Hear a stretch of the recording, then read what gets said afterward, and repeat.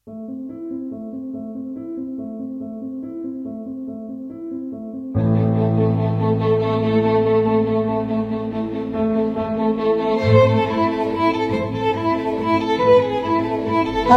saya Dr. Stefani. Saya seorang dokter spesialis forensik dan saya belajar dari yang mati.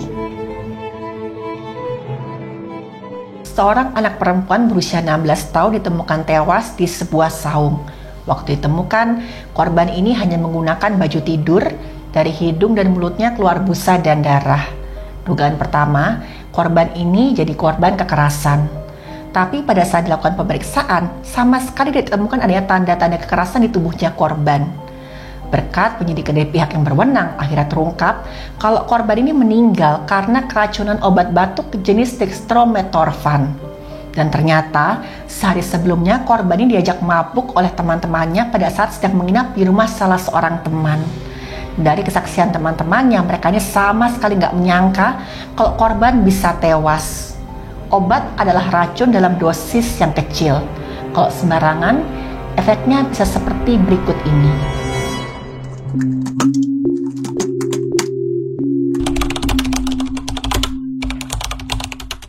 Korban ini adalah seorang perempuan, usianya masih 16 tahun. Di sekolah, kata kedua orang tuanya, korban ini dikenal sebagai murid yang biasa-biasa aja. Dari kelas 1 sampai 3 SMP, korban ini sama sekali nggak pernah neko-neko. Dia berteman ya sewajarnya aja. Dia punya teman, sekali dia pergi, dan korban ini bahkan nggak pernah pulang malam. Tapi semuanya berubah waktu itu korban naik dari kelas 2 ke kelas 3 SMP. Ini adalah tahun terakhir nih di SMP. Si korban mulai coba-coba, dia bilang, aku pengen tahun terakhirku di SMP ini jadi tahun yang gak terlupakan. Gara-gara itu, korban waktu kelas 3 ini dia mulai dekat dengan geng cewek-cewek Badung yang terdiri dari 3 orang anak perempuan yang terkenal dengan kenakalan mereka. Mulai dari bolos, melawan guru, dan macem-macem lah. Dan ini tentu aja membuat ibu korban jadi khawatir sama anaknya. Anak saya yang manis dari kelas 1 sampai kelas 3, begitu di tahun terakhir di SMP, tahun yang paling krusial, karena sebentar lagi mau ujian akhir, kok kelakuannya di seperti ini. Teman-teman yang dia bawa ke rumah itu jelas sekali, ini bukan teman-teman yang baik. Kata ibu korban, ya teman-teman anak saya itu, begitu saya ngeliat pertama kali, saya udah ngerasa ada firasat buruk, saya ada feeling. Waktu mereka main ke rumah, dari cara mereka bicara, cara mereka memperlakukan orang lain, kayaknya ada yang salah dengan mereka bertiga ini. Dan gara-gara ini, ibu korban makin cemas. Karena sejak korban berteman dengan 3 cewek Badung ini, sikap korban mulai berubah. Mulai dari penampilan, korban ini mulai sering pakai pakaian yang terbuka dan jarang sekali ada di rumah. Karena setiap kali si korban ini ditanya, dia pasti bilang, aku pergi sama teman-teman, aku main ke rumah temanku ini. Nah, waktu ditanya ya, kamu kapan belajar kok seperti ini? Nanti kalau kamu nggak lulus ujian gimana? Korban malah marah, dan inilah yang memicu konflik antara korban dan orang tuanya. Sampai puncaknya suatu hari, korbannya sampai kabur dari rumah gara-gara dia bertengkar hebat dengan orang tuanya. Jadi waktu itu ceritanya si korbannya bilang dia mau pergi sama teman-temannya. Korban udah janji nih dia pulang ke rumah, itu nggak akan lebih telat dari jam 8 malam. Dan ternyata korban baru sampai di rumah itu jam setengah 1 pagi. Ayah sama ibu korban ini marah besar. Mereka tuh bahkan sampai untuk pertama kalinya, ayahnya korban ini sampai jewer telinga anaknya. Dan gara-gara ini si korban ini kabur dari rumah. Selama 2 hari, ya bapak sama ibunya korban ini nyari korban kesana kesini. Mereka merasa cemas. Sampai akhirnya korban ini pulang sendiri. Dan waktu ditanya, kamu ada di mana? Aku tinggal di rumah salah seorang teman aku. Kata ayah sama ibunya korban, saat itu mereka ngerasa trauma. Orang tua korban sangat trauma karena selama 2 hari itu mereka sampai nggak tidur nyariin anak mereka ini. Dan mereka takut kalau suatu saat mereka dapat telepon dari pihak yang berwenang kalau anak mereka itu mengalami satu kecelakaan atau kejadian lain yang mengerikan. Dan gara-gara trauma semenjak anaknya ini kabur, ayah sama ibu korban memutuskan, udah deh, untuk saat ini kita kasih dia kebebasan. Toh memang masih semester 1. Nanti semester 2 baru kita minta korban fokus studinya ini. Gimana pun juga kita nggak pengen kan anak kita nanti kabur atau melakukan hal-hal nekat lainnya. Mereka juga mencoba ngerti ya, gimana pun juga anak kita kan masih remaja, pasti pengen coba-coba lah. Kita kasihlah kebebasan sedikit. Toh nanti juga pada suatu saat semoga aja anak kita akan sadar. Dan itulah keputusan yang membuat mereka benar-benar menyesal sampai saat ini. Karena mereka nggak sangka, karena kebebasan diberikan itu malah disalahgunakan oleh korban. Dan efeknya sangat fatal. Jadi suatu hari waktu korban sedang libur semester, korban minta izin ke ibunya. Dia bilang, "Bu, aku mau nginep di rumah temanku." Awalnya ayah sama ibu korban ini sempat ragu-ragu kasih izin nggak ya. Tapi akhirnya mereka kasih izin dengan syarat, "Oke, kali ini kamu boleh ya nginep di rumah teman-teman kamu ini. Tapi dengan syarat, nanti semester 2 nggak ada main sama teman-teman kamu. Kamu harus fokus belajar karena kamu mau ujian akhir." Dan akhirnya si korban ini dengan berat hati, dengan yang muka agak-agak gak enak, dia bilang, "Ya udah, oke, aku mau, yang penting aku boleh nginep di rumah temanku." Ibu korban ini juga punya satu syarat lagi. Sebelum kamu nginep, ibu mau ketemu sama ibunya teman kamu tempat kamu menginap nanti. Waktu mendengar ini, si korban langsung bilang, "Gak mau lah, Bu. Nanti gimana? Aku kan malu sama teman-teman aku. Teman-teman aku tuh gak ada loh yang orang tuanya maksa supaya ketemu sama ibunya temanku ini. Ibu jangan bikin aku malu dong, Bu." Mendengar ini ya si ibu korban akhirnya ngalah. "Ya udah gini, ibu gak akan datang ke rumah teman kamu tadi. Tapi ibu minta nomor handphonenya ibunya teman kamu buat jaga-jaga." Dan kemudian ya si ibu korban ini dikasih nomor handphone yang katanya nomor handphone dari ibu temannya ini. Sama ibu korban ditelepon, dia bilang, "Ibu, saya nitip anak saya ya. Kalau misalkan ada apa-apa, ibu nanti telepon ke nomor ini." Ibu korban gak tahu kalau itu bukan nomor telepon dari ibu temannya si korban, tapi nomor telepon asisten rumah tangga di rumah teman korban ini yang udah dikompakin dan dikasih uang untuk pura-pura jadi ibunya si teman korban ini. Dan gara-gara itu tanpa curiga, ibunya korban mengizinkan korban pergi nginap di rumah temannya. Ibu korban juga nggak tahu kalau malam itu, malam dimana mereka nginap, ayah sama ibu dari temannya korban ini sedang pergi keluar kota. Ini membuat korban dan teman-temannya punya kebebasan full di rumah itu. Dan waktu ibunya korban ini melepas korban buat pergi ke rumah temannya, ibu korban sama sekali gak nyangka kalau itulah saat terakhir dia melihat anaknya dalam keadaan hidup. Karena keesokan paginya sekitar jam 9 pagi, ayah dan ibu korban kedatangan pihak yang berwenang. Pihak yang berwenang berkata kalau mereka telah menemukan jasad seorang anak perempuan di sebuah saung yang setelah diidentifikasi dengan sidik jari, identitasnya cocok dengan identitas si korban ini. Ditambah lagi, waktu pihak yang berwenang menunjukkan foto dari jasad tadi, ayah dan ibu korban ngeliat ini memang benar anak mereka.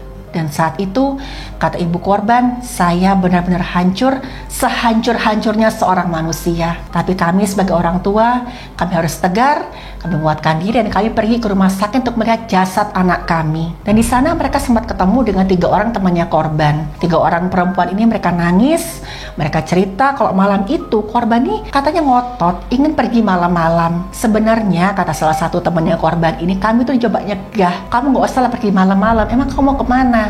Katanya si korban ini mau ketemu seorang laki-laki yang dia kenal di media sosial. Kita bertiga tuh sebenarnya udah nyegah dia loh tante. Kita bilang jangan pergi, bahaya, ini kamu ketemu dengan orang yang gak kamu kenal.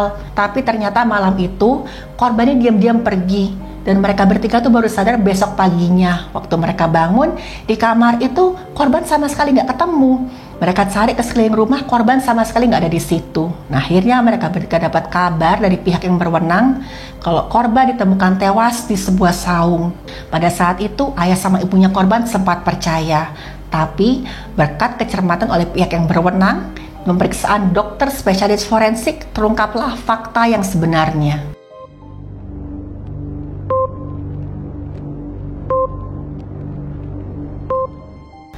Jadi dari hasil pemeriksaan dokter spesialis forensik, di tubuh korban itu kelihatan ada tanda mati lemas yang sangat jelas. Bahkan dari hidung dan mulutnya korban itu sampai keluar busa dan darah. Di tubuh korban yang lain sama sekali tidak ditemukan tanda-tanda kekerasan. Waktu alat kelamin korban diperiksa sama sekali nggak ada tanda-tanda yang mengarah ke kekerasan seksual. Tapi petunjuknya justru ada di pakaiannya korban. Jadi baju tidur ya model baby doll yang dipakai korban ini itu ada kantongnya. Dan di salah satu kantong itu ada bungkus obat kosong yang kecil potongan gitu. Dan situ tertulis jelas obatnya jenis obat batuk dextromethorphan. Dan waktu dilakukan otopsi dilihat ada pembengkakan di paru-paru dan otaknya korban. Lambung korban ini kosong. Waktu dilakukan pemeriksaan toksikologi di darah didapatkan ada dextromethorphan dengan kadar 3.230 mikrogram per liter. Dan ini sangat-sangat besar dan inilah sebab kematian korban.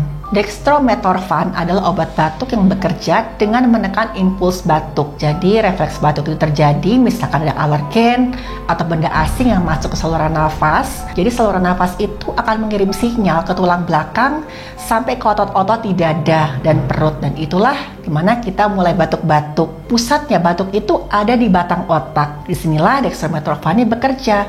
Dia hambat dia pusat batuk itu sampai nggak mengirimkan sinyal. Karena itu dextromethorphan digunakan untuk obat pada orang yang batuk kering. Tapi kalau digunakan dalam jumlah besar, efeknya itu udah pasti lebih kuat ke saraf pusat. Kadang-kadang orang yang mengalami penurunan kesadaran, kadang juga mengalami halusinasi, dan kadang mereka tuh ngerasa kayak teler. Dan efek inilah yang dicari buat orang-orang yang menyalahgunakan obat tersebut. Mereka nggak tahu kalau pada dosis fatal itu pasien bisa koma. Dan kalaupun mereka ini selamat saat menyalahgunakan dextromethorphan ini, efek jangka panjangnya itu juga nggak main-main. Kalau digunakan terus-menerus, saraf pusat lama-lama akan rusak. Bisa terjadi ya gangguan pikiran, bisa halusinasi, orang bisa kayak ODGJ, dan bahkan pergerakan tubuh itu bisa terganggu. Inilah yang diketahui oleh orang-orang yang seenaknya aja menyalahgunakan obat-obatan. Dan pihak yang berwenang terus melakukan penyidikan, dan akhirnya terungkaplah apa yang sebenarnya terjadi.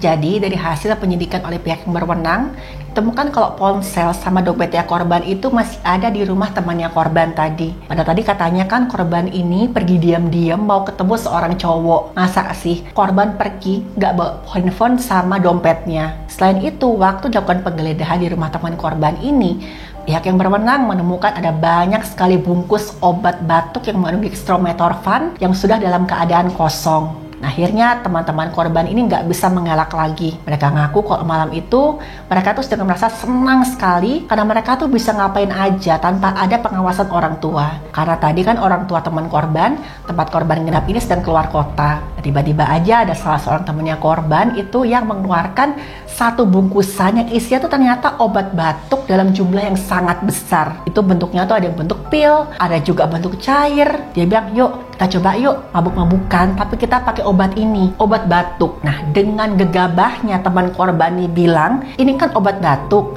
orang udah biasa minum, pasti aman lah, gak ada efek sampingnya. Dan cara mereka mabuk-mabukan itu benar-benar di luar nalar. Jadi bungkus obat yang pil tadi sama mereka dibukain satu-satu, mereka taruh semua pil itu yang jumlahnya tuh sekitar 60 butir di dalam mangkok. Terus juga obat-obat yang berbentuk sachet tadi, itu mereka bukain satu-satu, lalu mereka tampung di sebuah gelas. Dan gelas itu yang mereka minum bergantian. Kata teman-temannya korban malam itu, jujur saya nggak terlalu ingat apa yang sebenarnya terjadi. Saya sempat teler, saya ketawa-ketawa, saya merasa senang. Sampai waktu ketika kami satu persatu mulai sadar, saya lihat korban ini kok nggak bangun-bangun. Kita sempat bercanda loh, kita bilang kebanyakan teler, bangunin.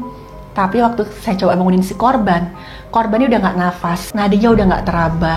Dan saat itulah teman-teman korban mulai panik. Ada yang usul, udah kita bawa korban ke rumah sakit aja. Tapi juga ada yang bilang, jangan, nanti kalau kita bawa ke rumah sakit kita ketahuan dong. Kita bisa diskors loh kok kayak gini. Sekarang gini aja, kita bawa korban ini ke tempat sepi, kita tinggalkan di situ. Entar kita ngarang cerita, kita bilang kalau malam-malam itu korban nyelinap keluar karena mau ketemu sama seorang teman cowoknya. Kebetulan saat itu temannya korban, si pemilik rumah ini, dia udah bisa sedikit-sedikit mengendarai mobil walaupun dia belum punya SIM. Dengan nekat, dia ambil kunci mobil orang tuanya dan rame-rame mereka gotong tubuhnya korban itu masuk ke dalam mobil. Mereka tuh sempat puter-puter sambil sekali was-was, jangan sampai lah kita ini ntar ketangkap razia atau gimana, karena kok kita ketangkap sama pihak yang berwenang, udah habis. Dan saat itu mereka menemukan ada sebuah saung yang ada nggak jauh dari perkebunan tebu. Mereka angkat jasad si korban ini, mereka taruh di atas saung, dan setelah itu mereka pulang ke rumah si teman korban ini seolah-olah nggak terjadi apa-apa. Waktu mendengar cerita ini, kedua orang tuanya korban itu merasa marah bukan main. Mereka sedih, Tapi di sisi lain mereka juga merasa nggak berdaya. Semua udah terlambat. Korban udah terlanjur menyalahgunakan kepercayaan dan kebebasan yang mereka berikan. Dan kedua orang tuanya korban ini sangat-sangat menyesal. Dan penyesalan itulah yang akan menghantui mereka seumur hidup. Sementara teman-teman korban yang tadi pada akhirnya harus mempertanggungjawabkan perbuatan mereka di depan hukum. Mereka dihukum dengan pasal kelalaian yang menyebabkan kematian. Dari kasus tadi kita belajar kalau orang tua yang sehat akalnya tidak akan melarang anaknya tanpa alasan yang jelas. Karena bagi orang tua, anak itu adalah segalanya. Anak adalah harta yang paling berharga yang harus dijaga bagaimanapun caranya. Walau kepala jadi kaki, kaki jadi kepala demi anak, semuanya akan mereka lakukan. Dan satu lagi, pergaulan yang buruk akan merusak kebiasaan yang baik. Lingkungan kita sedikit banyak pasti akan pengaruhi kita. Dan nantinya akan menentukan bagaimana nasib kita. Itulah pentingnya, jangan salah memilih teman. Terima kasih sudah menonton video saya. Silahkan like, share, dan subscribe.